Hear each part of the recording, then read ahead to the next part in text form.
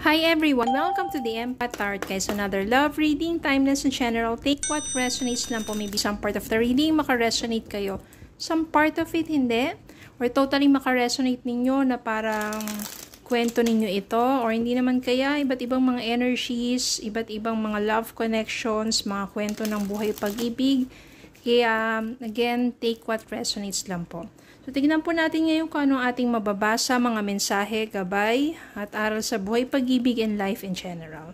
Kung meron kayong mga katanungan, comment lang po. Para sa mga susunod nating mga readings, pwede po natin maging bigyan ng pansin yun, okay?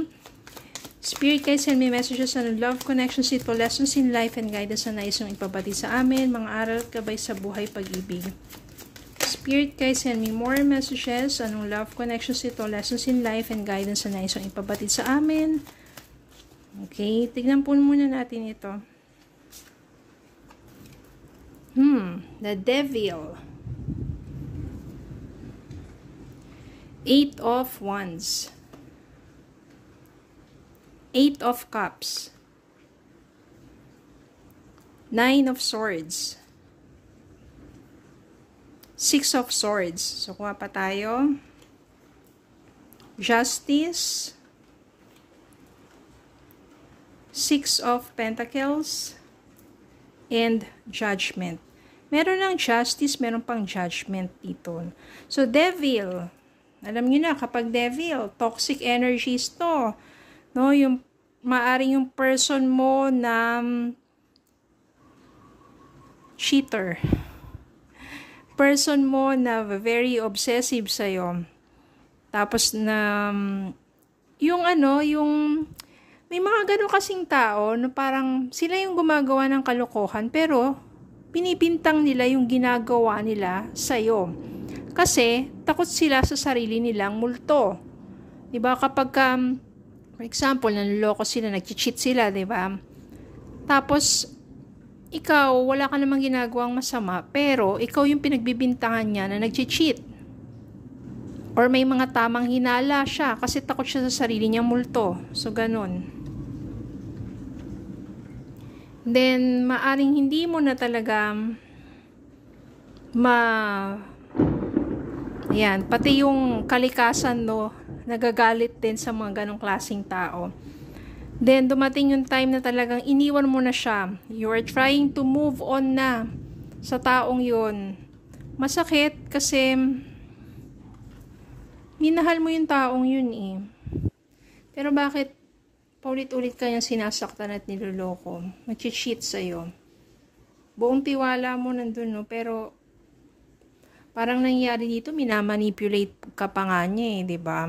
Paulit-ulit kang pinapaniwala na wala siyang ginagawa or magbabago na siya, pero ganun pa rin, wala, stress lang sa buhay mo. Nang umalis ka na sa piling ng taong na yon, you're trying to have transition sa buhay mo. Ibig sabihin, gusto mo na mag-move forward. You want to move forward from that stressful relationship into calmer environment. Mas kalmandong, sabihin natin, pamumuhay na wala na yung person mo. Gusto mo na mas relax, ayaw mo na ng stress. Kahit masakit man sa damdamin mo, pero kailangan mong gawin yun para sa sarili mo.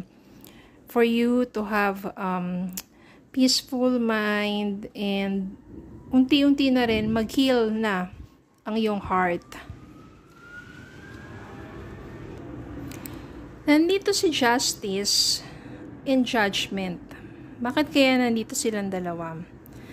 Pero bago yan, nandito kasi si 6 of Pentacles. Ibig sabihin yan, while you are moving forward with your life, you continue to give some goodness, no, sa people around you. You are continue sharing your kindness, your generosity to others. Ibig sabihin yan, kahit nasaktan ka pagdating sa aspeto ng pag-ibig, hindi ka naman naging madamot. sa mga blessings mo at sinishare mo yun sa mga nangangailangan. Pagdating yung mga money matters na yan. Giving charity, mga ganyan, di ba? So, you become more prosperous. Ibig sabihin yan, pinagpapala ka. At ito, makakamit mo ang justice. Makakamit mo ang hustisya. Dahil magkakaroon ng judgment. Yan. Ibig sabihin nito, ikaw rin may evaluate mo yung sarili mo eh. Naging mabuti ka, pero yung kabutihan mo na yun ay sinamantala ng taong minahal at pinagkatiwalaan mo. So dito, mabibigyan ka ng justice at malalaman mo yun dahil merong balitang darating sa'yo. Yung balita na yon makakarating sa'yo ay tungkol sa person mo. Na maaring person mo na yon, since nandito si justice and judgment, may mga panahon na nagsisisi na siya dahil kinarma na siya sa kanyang mga ginawa sa'yo. Ibig sabihin, maaring lumipas yung panahon, no? Minsan kasi, medyo matagal eh. Pero,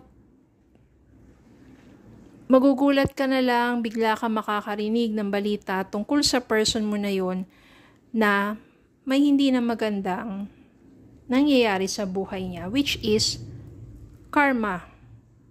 Balik ng karma. At mahirap talaga yun at hindi niya matatakasan kapag karma na ang sumingil sa kanya. Tingnan pa natin. Bottom of the deck, Knight of Cups, Three of Wands, and we have here the Hangman. The Hangman dito is sometimes you feel uncertain sa buhay mo. Na parang, okay, masaya ka naman sa takbo ng pamumuhay mo, nananatili kang mabuti. You have some reflections, magkakaroon ka pa ba ng new love, new romance, meron pa bang magmamahal sa'yo? Ngayon, syempre, narinig mo na yung nangyari dun sa person mo before, na kinakarma na nga siya, yun talaga yung nararapat sa kanya. Tignan mo, ang kalangitan talaga, kapag humudyat na ng ganyan sa mga taong nakagawa ng masama, ay maghanda na talaga sila. Dahil 10 folds ang balik. Kaya ganun talaga, matakot na sila. Hindi naman siya nananakot tayo, pero talaga, minsan nakakakilabot. Yung kahirapan, nasasapitin nila. Huwag po natin i-wish. Hayaan na lang po natin ang universe ang magbalik sa kanila ngayon sa tamang panahon. Lalo na kung hindi sila nagsisisi, pero dito kasi, medyo nagsisisi na siya dahil nararanasan na niya. Siya kanya na-realize yung mga pagkakamali niya sa'yo. Diba?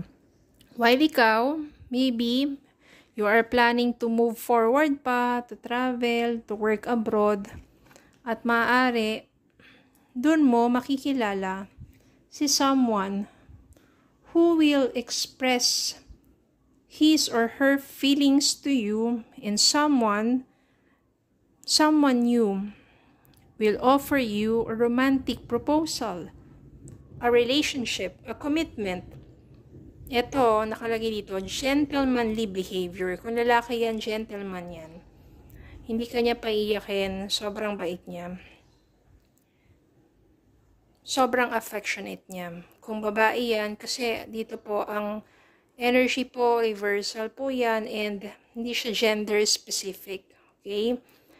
So, kung babae naman yan, yung sobrang mapag-alaga, dun mo mararamdaman na you are loved by this new person.